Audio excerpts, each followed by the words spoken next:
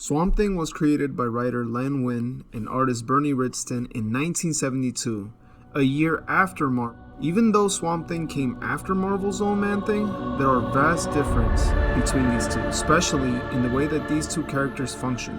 Swamp Thing is more conscious, he has his own personality, he is a copy in his brain of scientist Alec Holland, the scientist who created a biorestorative formula that brought the Man-Thing to life. Man-Thing, on the other hand, lacks consciousness and seems to be more of a creature. This also isn't the first time that Marvel has borrowed from DC and vice versa.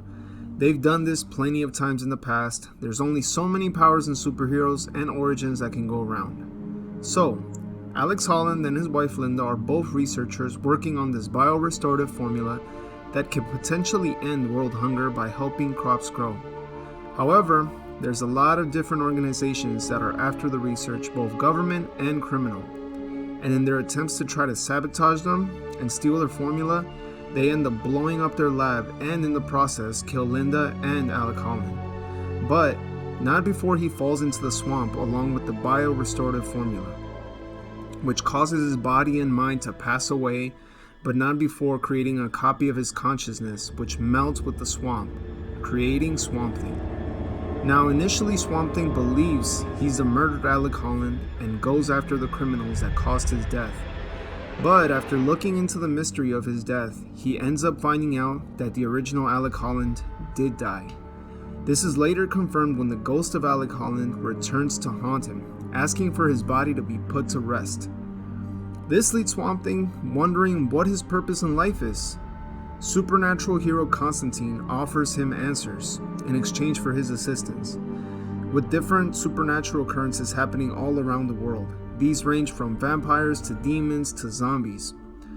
After the duo have many team-ups and adventures, Constantine finally reveals to Swamp Thing that his powers actually originate from the Amazon and that he'll find more answers there. Once there, he discovers the Parliament of Trees, a court of living trees who reveal to him that he's not the first Swamp Thing, but only the latest in a long line of avatars that serve to protect plant life and the earth. And once he has reached the end of this purpose, his retirement will essentially be to become part of the trees there permanently and meld his consciousness with all the other consciousness of the plants in the Amazon. However, he soon falls in love with the daughter of one of his villains who goes by the name of Abby Cable. Both of them fall in love with each other, and this complicates things for the Parliament of Trees as they want him to be an agent with no other strings attached in the world. His adventures constantly involve him balancing and making tough decisions between his own personal wants and needs, especially when it comes to Abby Cable and his love life, and fulfilling his duties as the Avatar of Plants to the Parliament of Trees. His adventures have taken him everywhere, from Earth to supernatural realms, all the way to outer space, where he has learned that he can mimic alien plant life and use those alien plant abilities. And he's also been involved in time travel, where he's traveled back in time to the prehistoric days of man, where he's met a tribe of shamans who've given him 3 seeds. As he's been hurled further back in time, he's ended up in a prehistoric world where life has not occurred yet, and Swamp Thing decides to plant the 3 seeds given to him by the shaman. These will later become the Parliament of Trees, which end up closing the circle on Swamp Thing, as he's planted the very trees that will create all life and will lead to his creation eventually. Aside from Constantine, some of the other allies in DC that Swamp Thing has had throughout the years has been the entire Justice League, supernatural allies such as Etrigan the Demon, Zatanna, Dr. Fate, and he is a prominent member of the Dark Justice League, which is exactly what it sounds like, a supernatural version of the Justice League that instead of dealing with world-ending threats or space-ending threats, they deal with supernatural level-ending threats. As you might have guessed, some of his powers include control over all plant life. He can turn his body into different types of plants, he can survive in almost any environment that a plant lives in, and he can become any plant that he's encountered or that he knows exists. This causes his body to change to anything that meets his needs, to thorns, clubs, spikes, and I would say his strongest power would be the ability to travel to any part of the earth inhabited by plants and survive in it. This includes underwater, high temperatures, outer space. He can also travel through the green, which is a separate dimension connecting all trees, which basically gives him the ability to teleport from any part of the world. He can be as small as the smallest plant, or he can unite some of the biggest plants to form a body that's as big as a mountain. These kinds of powers have shown that he can go toe-to-toe with Superman, Aquaman, and Wonder Woman. Anyway, I got this one as a birthday gift from my wife. She walked into a GameStop, she saw it, and she thought it was something I might have liked. And she was right. Even before I got this for my birthday, I was debating getting it already. I walked into a GameStop, and even though I know nothing on the character, I just thought the creature design was pretty cool and original. And to have a piece like this in the collection, pretty cool. So let's jump straight into the review.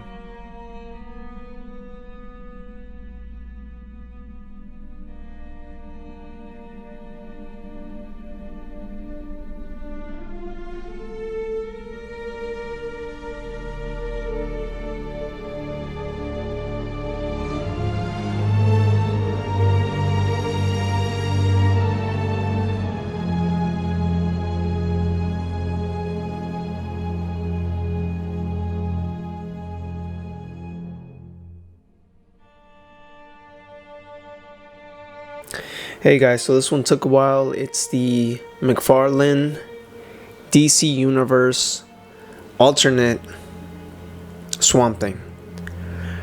This did come in two variants, so I have here the one with the horns on it, and then there's one that doesn't have the horns, the more contemporary version. I'm actually happy with this version. The horns make it look a little bit more unique, kind of cool, and I'm not sure really which one is harder to come by. At this point, I'm pretty sure they're no longer like in actual box stores. I'm pretty sure you'll have to look for it online. And even now, it's not like that in demand. It's not expensive or anything like that. First thing that we're going to be covering with this one is the look of it. Now, in terms of the sculpt, that's the strongest thing this figure has going for it. I mean, it just has a ton of sculpt going on everywhere. You can take a look at it from this B-roll footage that I got from it. Everything. It just has like little bits of plants. It's not like it's and it's different on both sides of the body. So it's not like one bicep is just copied on the other bicep and one leg is copied on the other leg. Every bit is different. I like that. You can see just veins, vines, everything, which kind of makes me wish it had a better paint job.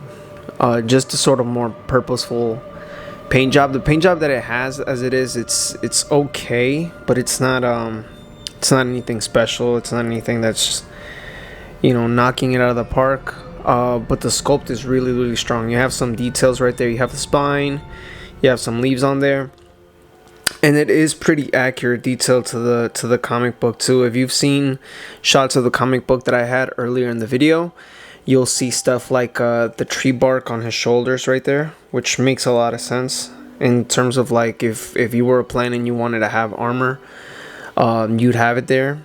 This higher part right here with the leaves covering his shoulder. So stuff like that is pretty accurate. Also, I've given this action figure line a fair of criticism over the head sculpts, over the accuracy to the source material where it's coming from, right? A lot of these characters just have different appearances in different places, comic books, TV shows. So I find it that McFarlane sometimes tends to blend them and do different mixes here and there. So he'll have like a head sculpt that looks like a comic version head sculpt, but yet a body that looks like a movie body and just different parts of the suit. So you just can't nail down exactly the source material. It's just a Batman figure, a Superman figure. This one, however, it kind of gets freeway from that because every issue that's drawn by a different artist is drawn differently. And again, this is a character that by its own nature just changes. So every time it can have whatever he chooses to have. So different head, different arms, different legs, just different everything. So I don't mind any differences, and it just looks like it jumps straight out of the comic books. The most important part, I think, would be the face. So that's a dead giveaway. There is a difference between the faces as he's been used in the TV show, as he's been used in video games, and as he's been used in the comic book. And this one just feels like it was taken straight out of a comic book. That part over the nose, the eyes, everything, again, all the plant detail around his body. And just to show the difference between one leg and the other, here you can see it's just bark, and here you can see there's kind of like a little plant carapace there, and that kind of detail just takes it over the top. But then you can see that like this entire part of the foot is brown. Come on, camera, focus. This entire part of the foot is brown, and then there's just like a splotch, and I guess you could get away with it and say it's like mud or something, but it's just so you just get like splotches of brown here and there. Not that big of a fan of that, but at this point I just kind of expect that from this line of action figures. It's kind of a given. And I've constantly seen this argument go around on social media whenever McFarlane releases a picture of their line. There's always, most people seem to be excited and everything. I am excited too, but then you'll get some people that always without a fault complain about the paint. Why do I give McFarlane a pass on the paint? Because we're getting a brand new sculpt every time. All right, almost every time that McFarlane announces something, it's not just a blank body with a new paint job. It is a whole new sculpt. And if you know anything about action figure making, the costliest thing that you can have in that whole process is sculpting something brand new. There's just costs with the actual person that is being made to sculpt that, the tooling, and everything that has to do with the factory pumping out a brand new sculpt. And if that's where the majority of the money is going, I'm perfectly fine with that. I'm okay with that. I'd rather have that than a generic body that's painted over and over. And that tends to be a lot of what we get with Marvel Legends, especially when it comes to characters and spandex, right? So if we get, especially back in the day, if we got something like Captain America, and then we have another guy in a suit, we would literally get the exact same body with just a different suit painted on them. So if you're gonna put like a few cents of paint on it but skimp out on any detail or anything that would make it unique, that's a problem for me. This one is the opposite. The sculpt makes it unique. Could you imagine if this was just a big figure like Lobo and they had just glued on a few tendrils here and there and called it a day? This is not a character that everyone's gonna want. This is not a character that everyone's familiar with, and McFarlane respects the few people that are gonna buy this enough to make something from scratch that's probably not gonna get used again. Like, I don't see this really fitting any other character, because again, this is such a unique character, and for it to be like a one and done, I'm perfectly fine with this. I plan on doing some work on this, so some brown dry brushing here on the shoulder just to bring out the texture of the bark, make it seem more lifelike, and then just a dark wash to get into the recesses of it. But as it stands, it's mostly, if I had to guess, like green plastic, and they've just airbrushed and washed some brown here and there. Again, the spike is a perfect example of that. You can see right there. Let me zoom in. You can see right there. It just looks like mud or water got dumped on there or something. Again, not the biggest fan, but if that's the compromise, I can live with that compromise over something else. The face, I'm especially a fan of. Moving on to the next part. So aesthetics, I'm perfectly happy with it. The paint, again, is just something that I've come to accept. It's not something that bothers me like crazy, unless it's something that sticks out more to me. Usually the metallics is what drives me crazy. When something should be really, really metallic and it's just like a plastic gray, that really bothers me. And this one is not the case. Accessories, he did come with with an extra hand, so just to have him with 2 hands. And again, it has nice detail again on it. Both hands are different, different poses, different levels of openness, and yeah, different sculpts on it. So I'm pretty happy with that. Take a look at that. You can almost see how it's like, you can see the melding of bone, of human bone there with plant matter. So the sculpt, again, amazing. It was perfectly executed. That's, at this point, that's McFarlane's just highest accolade, is that the sculpts are coming out really strong. The second thing that I'm not that much of a fan of, but they've just constantly been improving. That's just something that I noticed. Articulation. All right, so this one, his articulation is pretty good.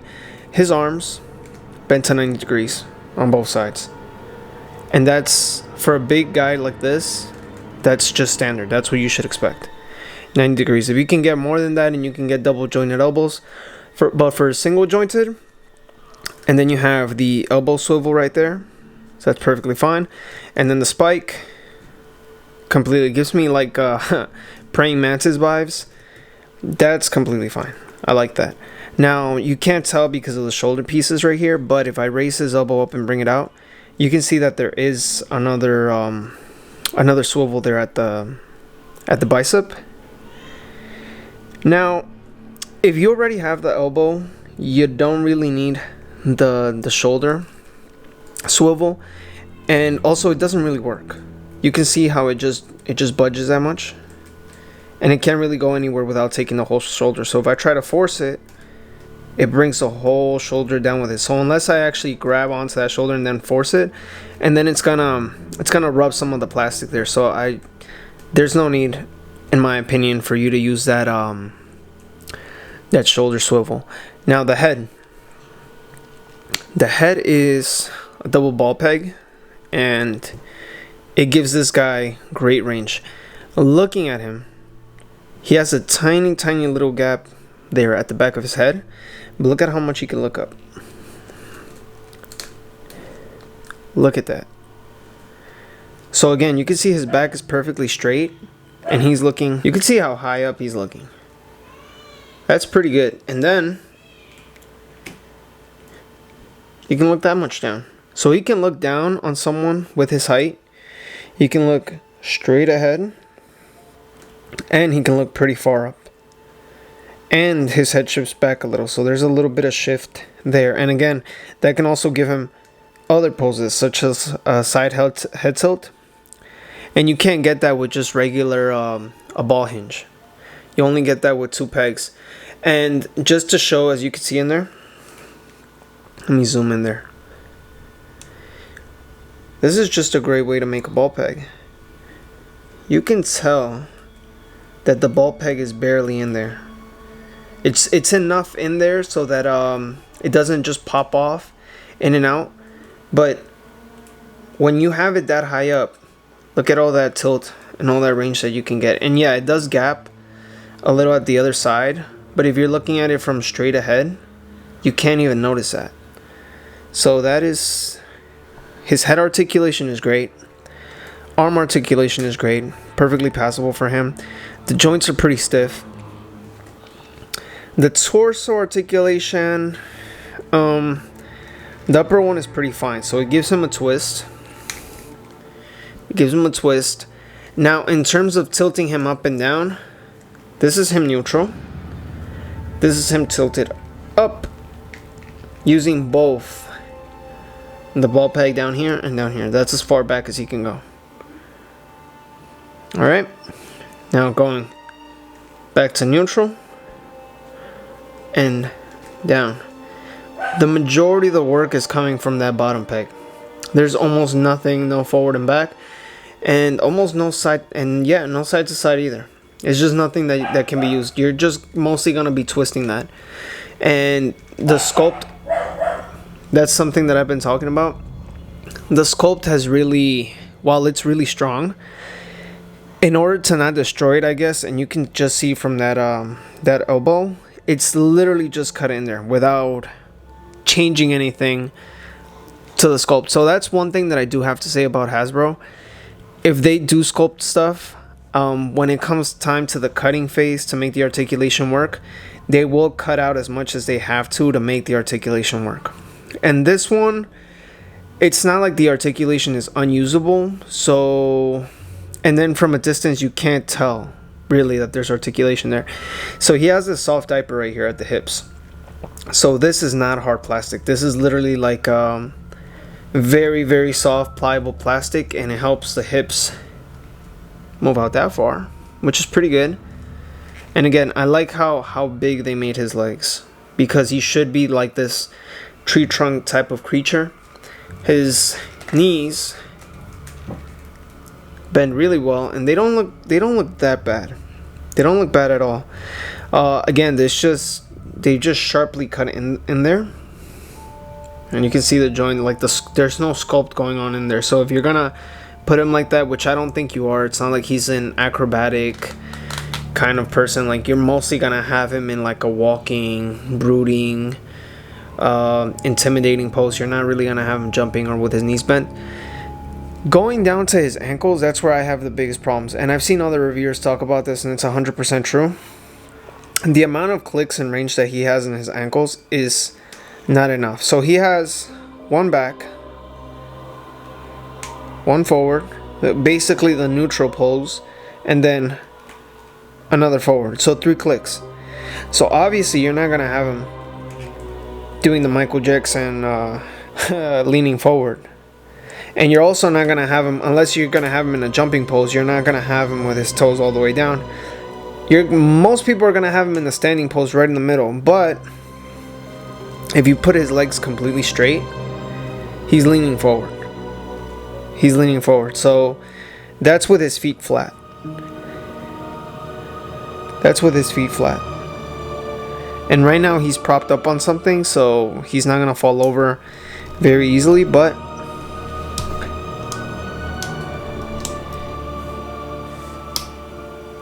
you could tell he's about to fall any second. And if I don't prop him up, if I move him up a little bit, you could see he just wants to lean forward. So the only fix for this is to leave his feet in this position and then bend his knees a little. So he's kind of leaning back a little bit. So it balances out essentially. He's leaning back a little through his knees, and then he's leaning forward a little through his ankles, and then it balances out to him standing.